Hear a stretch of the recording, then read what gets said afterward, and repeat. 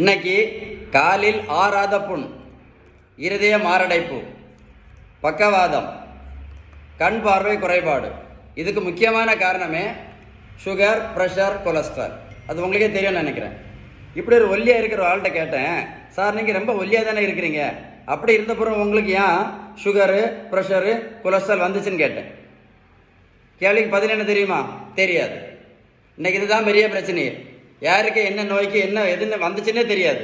தெரியாமல் ஒரு 20 வருஷம் மாத்திரை இன்சுலின் மட்டும் போட்டுகிட்டே இருப்பாங்க.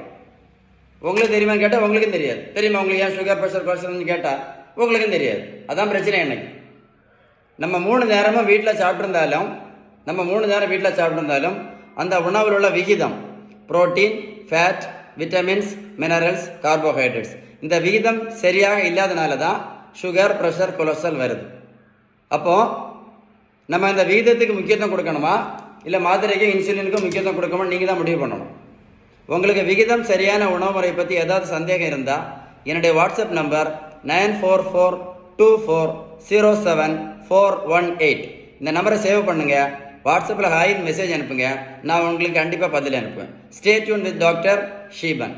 இந்த மாதிரி அவேர்னஸ் மெசேஜை தான் நீங்கள் ஒரு ஆளுக்கு என்ன பண்ணணும்? ஷேர் பண்ணணும். அப்படி ஷேர் பண்ணீங்கன்னா நாளை காலையில் மாத்திரை இன்சுலின் போடும்போது அவங்க என்ன பண்ணுவாங்க? யோசிப்பாங்க.